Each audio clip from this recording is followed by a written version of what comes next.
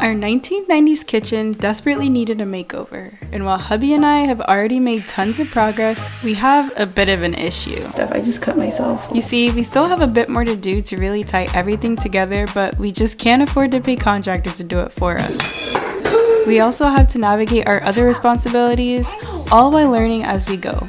But we're ready to get to work and are determined to create a space that we love with our own hands. So join me on our journey of making our house a home little by little. Before we could get to work, we needed to purchase all of our supplies for this project. Our first stop was to pick up our tile saw that we were able to get for only $30. We then made our way to the home outlet to get some of the tile supplies. But they didn't have quite everything we needed, so we actually stopped at the Home Depot as well for trim pieces to cap off our tile work. I had a hard time deciding between getting white trim to match the tiles or the stainless steel trim. Like this with the rounded edge. I'm definitely not doing white because that's not even the same white. There's no way. Or just a flat edge. I think the flat edge. I was gonna say I probably would go with the flat edge. After much consideration, we ended up with the stainless steel trim, rounded up our supplies, and headed home to start our project. I am going to measure this wall. I'm going to mark the middle line, both horizontal and vertical. From there, we're gonna start tiling from the middle line, going outwards each direction. I think this is gonna be the most seamless process.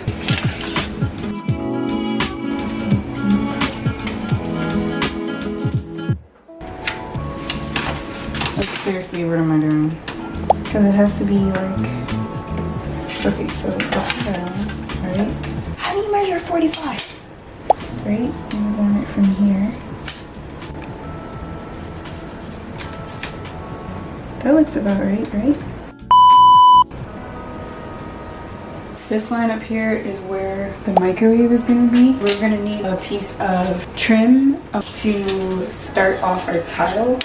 Now, I will say it was pretty important for me to mark where the bottom of the microwave would stop, but you'll see later on what happens with that. So my initial thought process in drawing a starting point in the middle of the stove was to ensure that the tiles didn't look off in any way, but I later realized that it wasn't really necessary with these mosaic tiles, as I really just needed to make sure my cuts were relative to the midline between the countertop and the bottom of the cabinets. Once I figured out all of my straight cuts, I began marking my tiles, so I knew where to cut them on the tile saw.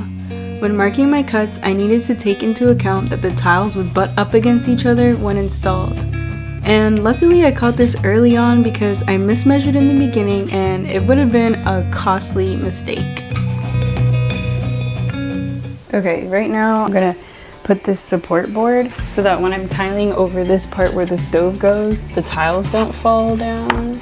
I have like a lot of scrap wood. I found a scrap piece of wood in our garage to use as a support board. I used the leveler to ensure that my board was level before securing it to the wall. And of course it wouldn't be a good DIY project if at least one roadblock didn't present itself. My battery ended up dying on me before I could even get started. Anyway, installing a support board would ensure that there was a level surface for my tiles to sit on while the tile adhesive was still drying, and keep my tiles from sliding down since there was no countertop in this section. I then realized that this would be a great time to start planning out any special cuts like around power outlets or for the tiles that would be hugging the corner of the cabinets. So I started to mark out any cuts like these that would be a little bit more complicated than just my standard straight cuts on the tiles. I decided to use one of my sample tiles that I was no longer going to install for my practice cut. This was my very first time using a wet tile saw, so it was important to me to get comfortable with the tool before jumping straight into the project. One thing that I found super helpful in my DIY journey is using scrap materials to learn how to properly use different power tools. It's great because I can gain more confidence with my tools while preventing any unnecessary hiccups during my projects. Once I got familiar with using the wet saw, I was ready to go all in with my project cuts. That's actually pretty good, I'm not gonna lie. That's pretty good. I think I might end up putting the stop on the other side so that these smaller pieces, when they get cut off, they don't get stuck in between the blade and the stop. So I think I need to extend this.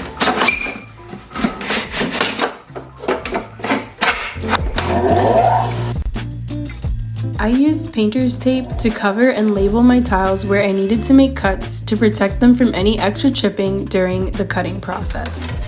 I found that this was very helpful, especially since I was using a secondhand saw and didn't replace the blade.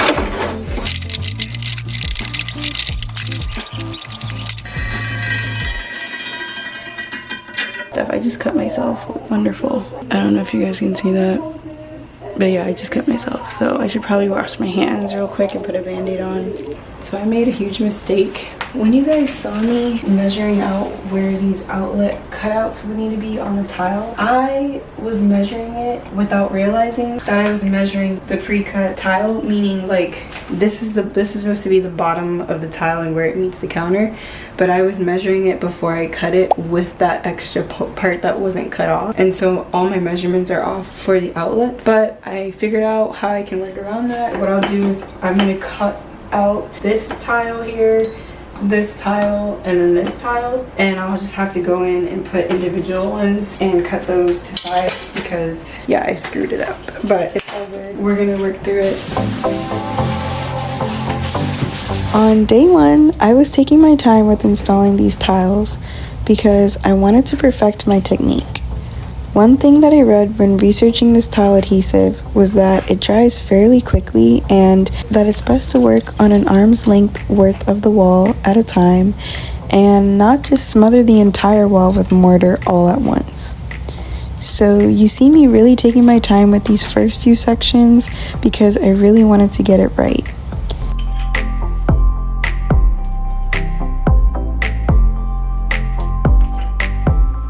Despite the reviews, I honestly felt like this adhesive was pretty forgiving and didn't seem to dry as fast as the reviewers were saying. I was able to remove different sections of tile and adjust them if I felt like the placement just wasn't quite right. Overall, I would give this product a 10 out of 10 for ease of use. Good morning, it's the next day. I'm wearing the same outfit because why not? I'm just laying tile. It's like 6 something a.m. I made some special cuts on the tile saw. We're gonna start laying this tile. I'm gonna put some of my special cuts in place and then I'll just continue the rest of the way down.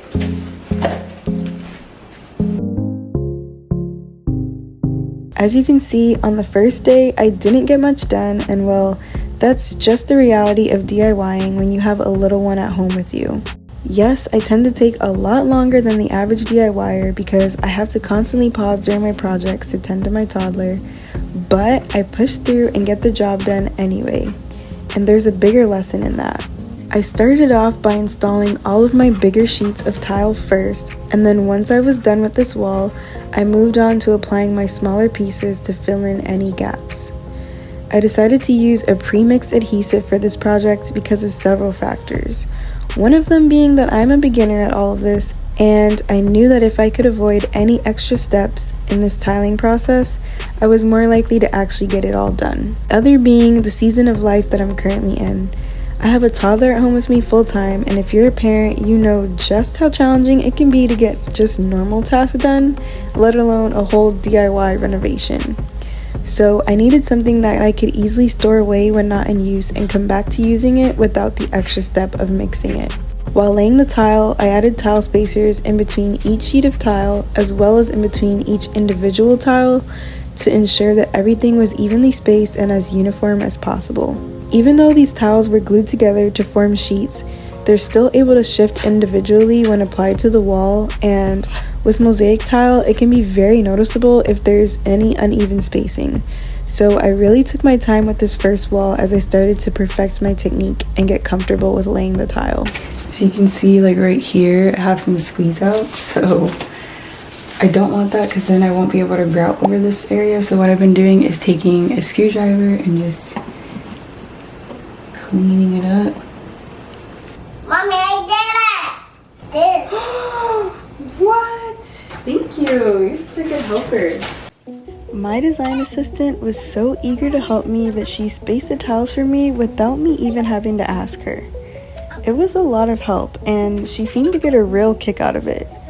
I think this was a great team building activity. She's really been a great asset to the team. Here you go. Thank you for helping. Oh, I need these. My design assistant determined that I needed to take this project in a different direction, and even gave me some creative feedback. This is put right there. There you go. It's finished. She also wasn't afraid to correct my work. She got her hands dirty and took matters into her own hands. I will say, I never would have thought to do this on my own. She has such a brilliant mind.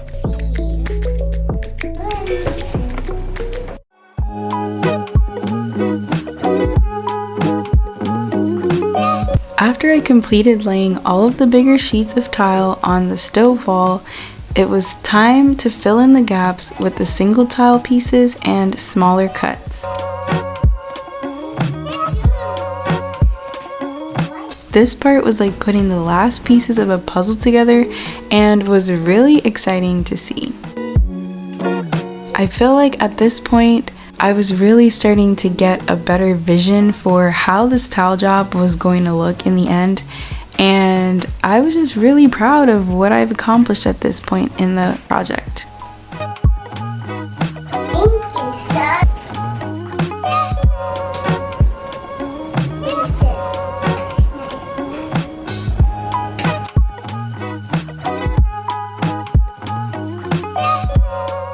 Okay, so I just finished tiling this back wall here where the stove goes.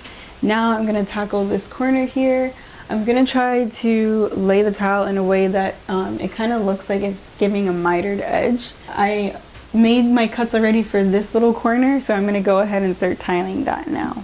When it came to laying the corner pieces where my two walls met, I wanted to be strategic in how I cut my tile to give a mitered effect. I did this by cutting every other tile in the last column in half and then meeting those with tiles on the adjacent wall that were also cut in half. Once everything was grouted, this would give an illusion that those halved corner tiles were actually single tiles that were just angled. The outlet starts here, so I'm going to cut this one out. They're like little glue dots. So it's not an actual like matted tile, it's just glued together. I love this because all I have to do is cut the little glue dots. Just cut it just like that and it gets set free. And it's perfect for when you just need to remove like one tile. Like you can literally cut one out in the middle if you needed to.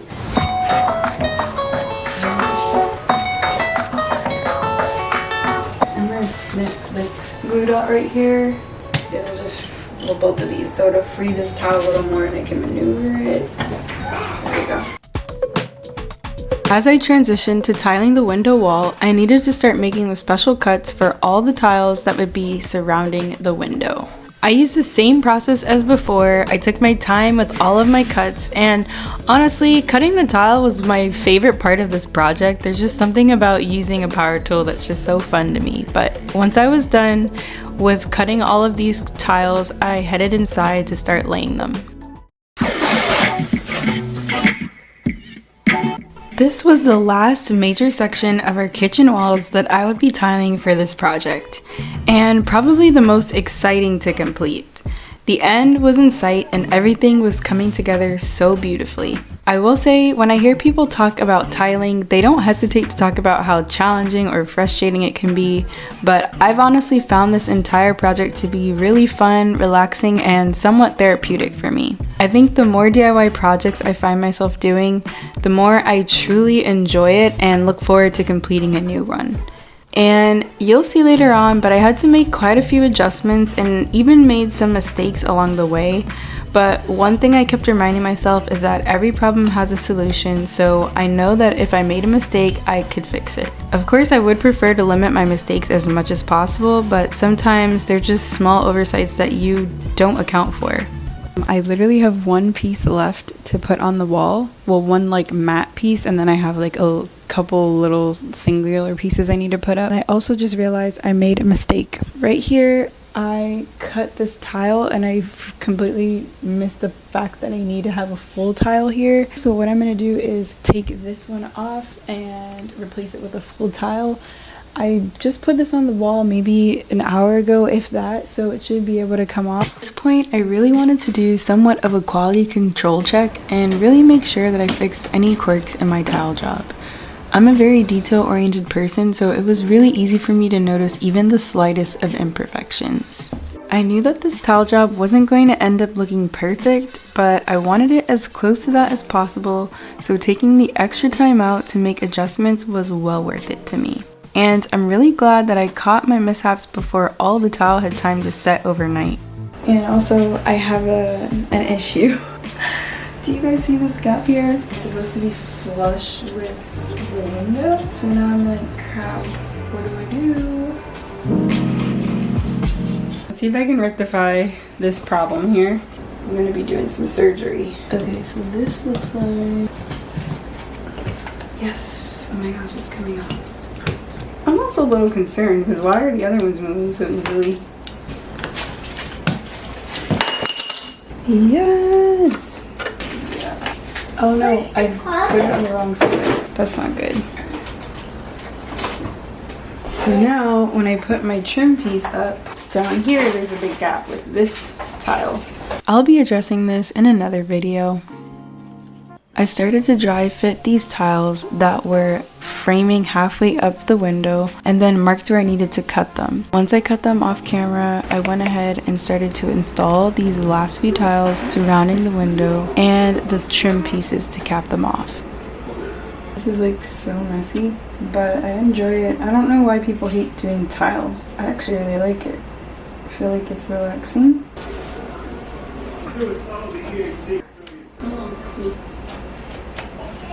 That looks amazing. You did that all by yourself? Indeed, I did. Wow. You're so talented. Thank you. Not make me weird on camera. This wall's not straight. Yes, my husband and I are always this weird with each other, but after a brief moment of silliness, it was now time to get back to work so we can complete this project. And I finally got around to laying the very last bits of the tile on our wall, and this would call the project almost complete. Okay, right now I have this metal trim piece that I am going to cap off the last bit of the tile that I put here next to the fridge. So I'm gonna mark off here and then cut it. So I've seen people just literally slide this in, and that's what I did with the other side. So I'm gonna go ahead and do that here. Oh, that's not how I intended for that to happen. Kadeem! Yeah, Now I need your help. what happened? I need my trim piece and it fell behind the fridge. Okay. Ah, this is the second time. Gosh. Ah, that didn't go as planned, like at all. This is the second time that happened. I didn't tell you, but I dropped another piece back there yesterday, and since I had enough trim, I just cut another piece. Once the last trim piece was installed, we were finally done with this install, and I am just so proud at how this tile job turned out. For my very first time, it was amazing. I was pretty nervous at first, but I knew I could do it. Once the install was done, I started cleaning up and removing all of the plastic and tape that we used to protect the countertops, and I actually found removing the tape really challenging as it was getting stuck between where the bottom of the tile and the countertops meet. This was probably because some of the tile adhesive had dried on the tape, so I needed to be really careful when removing the tape so that it didn't tear and leave remnants under the tiles. I then removed the scrap wood that I use as a support for the tile behind the stove, and the next day I was able to finally remove all of my tile spacers and truly get a feel for just how beautifully this install turned out. In this video, I brought you along to get all of our tile supplies, took measurements for the tile install, and got to cutting and laying all of my tile backsplash. It's pretty close to done at this point, and I couldn't be more proud of this project, and clearly hubby couldn't either. Wow. You're so talented. In the next video, I'll be getting more supplies to finish up the tile project, grouting, and getting ready to paint all of our kitchen walls. Be sure to subscribe so you don't miss it. Thanks for watching and be blessed. Oh my gosh. Oh my gosh, oh my gosh, stop the camera.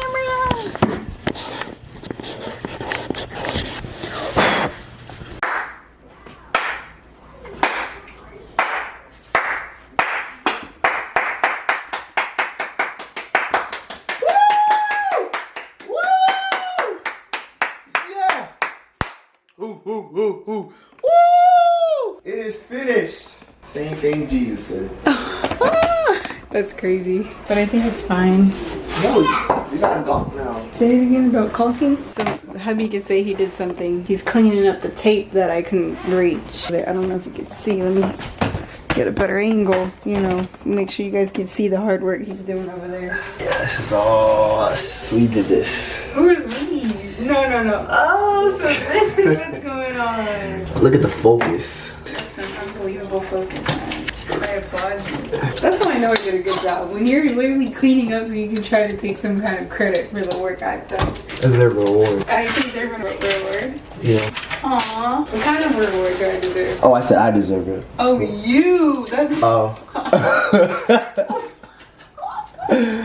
That's crazy. I mean, you deserve it too, you know? Yeah. Oh, me too. Yeah. Crazy.